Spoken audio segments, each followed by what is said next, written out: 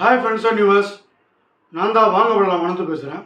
இன்றைக்கி நம்ம மோகன்லால் சோபனா நடிப்பில் தருண்மூர்த்தி இயக்கத்தில் வந்திருக்கிற தொடரும் இதாக ரிவ்யூ பண்ண போகிறோம். இந்த படம் போன மாதம் வந்து தேட்டரில் வந்து கிட்டத்தட்ட 200 கோடிக்கு மேலே உலக அளவில் வசூல் பண்ணி இப்போ ஜியோ ஹாட்ஸ்டாரில் வந்து ரிலீஸ் பண்ணியிருக்காங்க. இந்த படத்தோட பிகினிங்லேருந்து ஒரு யானை அது குடும்பத்தோடு இருக்குது, அது பாதிக்கப்பட்டால் என்ன ஆகும்னு காமிக்கும் பொழுது ஒரு சாமானியன் அவன் ஃபேமிலிக்கு ஏதோ பிரச்சனை, அதுக்கு என்ன பண்ணுறான்ற மாதிரி தான் நமக்கு தெரியுது. ஸோ இந்த படத்தில் ஒன்று கிட்டத்தட்ட கொஞ்சம் திருஷ்யம் மாதிரி இருந்தால் கூட இது வேறு விதமான ட்ரீட்மெண்ட்டு.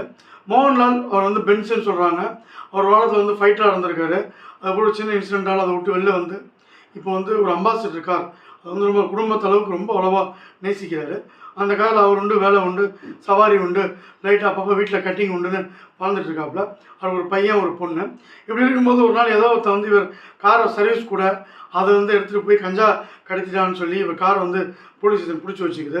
நம்ம அந்த கார் இருக்கணுன்னா ரொம்ப அழுவார். அவர் போய் ஊர் ஆளுங்களை கூப்பிட்டு போகிறாரு, எவ்வளோ போராடி பார்க்குறாரு, ஆனால் அவருக்கு கார் கிடைக்கல. சப் இன்ஸ்பெக்டருக்கு அவருக்கும் முட்டிக்குது. இந்த இடத்துல வந்து இன்ஸ்பெக்டர் வர்றாரு, அவர் ரொம்ப நல்லவராக இருக்கார். உன் கார் எடுத்துக்கப்பா அப்படின்னு சொல்லிட்டு ஒரு சின்ன ட்ரிப் இந்த மலையில் வந்து நம்ம போலீஸ்காரனோட தங்கச்சி கல்யாணம், அதை மட்டும் போயிட்டு வந்தாலும் ஒரு நைட்டு மட்டும் கூட வான்னு கூப்பிட்டு போகிறாரு. அதுக்கப்புறம் 3 நாள் வாழ்க்கைக்கு என்னாச்சு, இதுக்கப்புறம் இவருக்கு ஒரு குடும்பத்துக்கும் என்ன நடந்தது அப்படின்றத தில்லிங்காக வந்து இந்த இயக்குனர் சொல்லியிருக்காரு.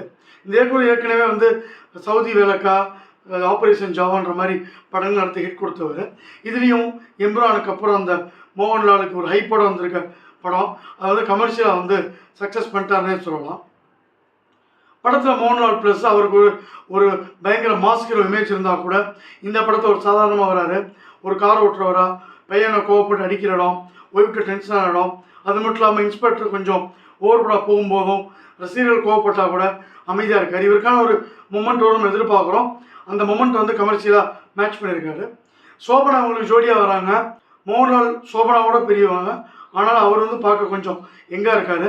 சோபனா வந்து மோகன்லாலுக்கு அக்கா மாதிரி இருக்காங்க.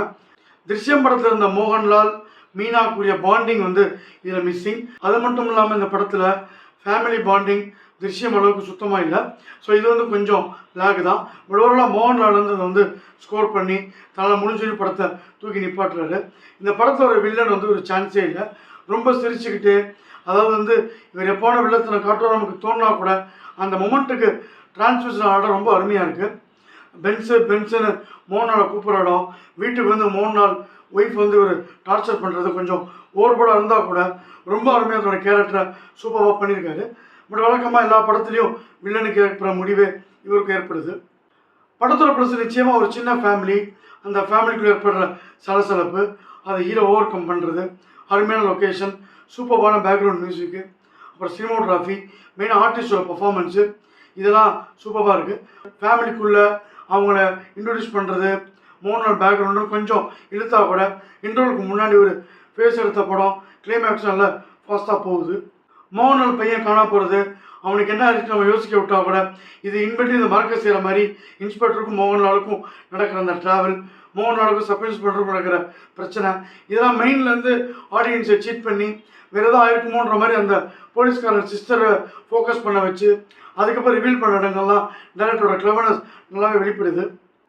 படத்தோட மைனஸ் வந்து திருஷ்யமில் வந்து ஒரு எப்பயுமே ஒரு மைண்ட் கேம் ஆடிருப்பாங்க. அங்கே வந்து மசில் பவரோட மூளைக்கு தான் வேலை அதிகம்.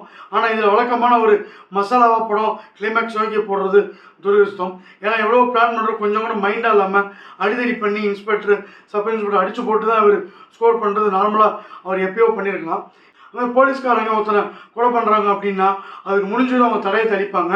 இதில் வந்து அவங்க கொலை பண்ணிட்டு வெறும் உடம்போட ஏற்றுறாங்க. ஆனால் பர்ஸ் எப்படி இவரோட கார் டிக்கிக்குள்ளே வந்ததுன்னு தெரில. இவ்வளோ மோகன்லால் பார்த்து கண்டுபிடிக்கணுமேனு வச்சுருக்காங்க போல். அதேமாதிரி மோகன்லால் அவர் அவுட் ஆஃப் தி ஹீரோ இமேஜாக சடனாக அவதான் இருக்கிறது ஒரு நேச்சுரலாக போயிட்டுருக்க மூவிக்கு கொஞ்சம் தடைக்கற்களாக இருக்குது. படம் நல்லா இருக்குது. ஆனால் மலையாளம் அப்படின்னாலே ஆகா ஓகோ நீங்கள் இந்த வானத்துக்கு மூவிக்கும் குதிக்கிறவங்க சொல்கிற அளவுக்கு படம் இல்லை. திருஷ்யம் கிட்ட கம்பேர்லாம் பண்ண முடியாது.